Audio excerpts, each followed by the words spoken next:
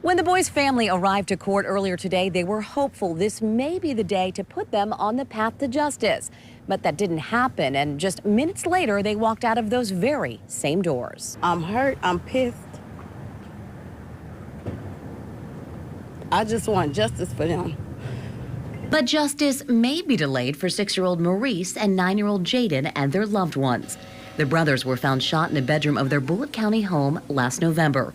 Their aunt, Bobby Baker, remembers getting the call from a detective. I said, well, who did this? He said, right now, it's looking like Tiffany. Tiffany Lucas did it. Tiffany Lucas, the boy's mother, is charged with murder. Mediation talks scheduled for Thursday stopped before they even started. The reason, according to family, Commonwealth attorney Bailey Taylor would only allow 4 family members inside this room, and the rest, he said, could not sit outside. I said, why? This is court. This is a public hearing. It would be the same if they went to court. If they were going to court and they chose to sit out in the hallway.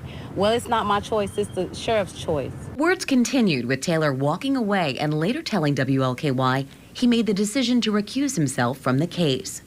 Family says for the boys to get justice, they need not only a new prosecutor, but a new location.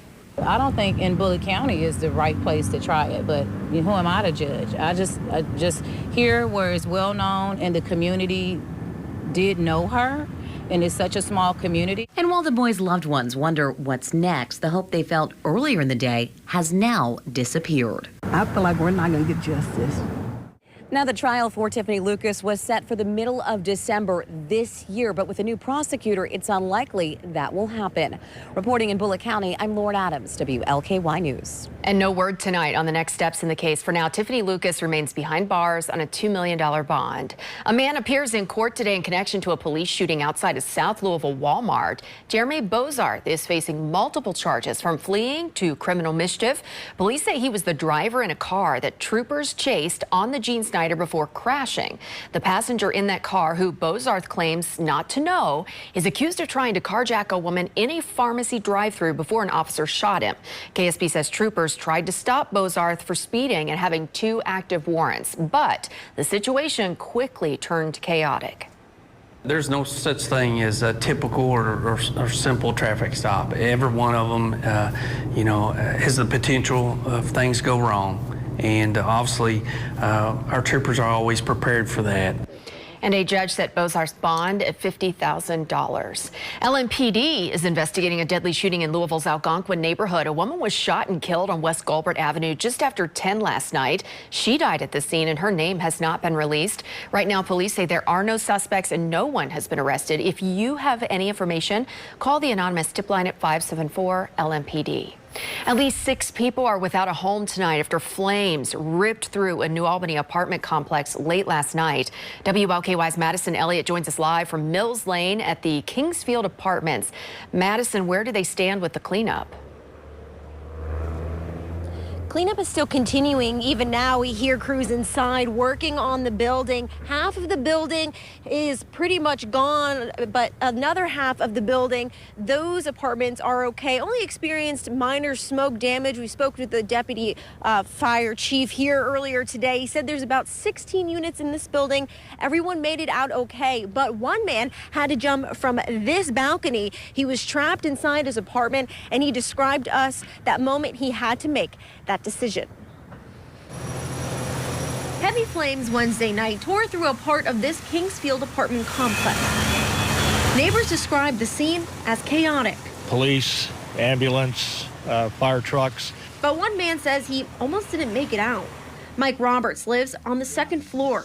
He was asleep and woke up to the smell of smoke. I opened the front door and it was nothing but smoke and flames. He realized he was trapped.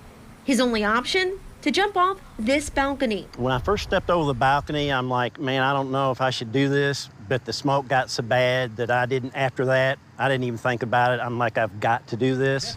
He showed us the bush he decided to jump onto to help break his fall. Still, he ended up with 13 stitches in his leg.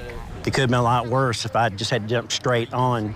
Other neighbors in the building, like Judy Davidson, said she first heard people knocking on doors, yelling fire. And so I opened the door, stuck my head out, no smoke, no fire.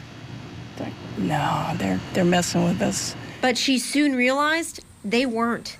She rushed to find her 2 cats and managed to rescue Loki. But she couldn't find Miss Tiny, and time was running out. Just grabbed the cat, went out in the parking lot and saw these towering flames. She's still looking for her 2nd cat. In the meantime, the Red Cross is helping. When you have a house fire like this, you leave in the middle of the night and you don't have anything. So we're working on replacing those critical items right now. Both Roberts and Davidson say the leasing office is also helping. They're top notch here. Roberts says they already have a new apartment lined up for him. He's just thankful to be okay. I'm alive, and that's what matters. I got out of there. And the deputy chief with the New Albany Fire Department tells us this building is not a complete loss. Again, some of the apartments only experienced minor smoke damage.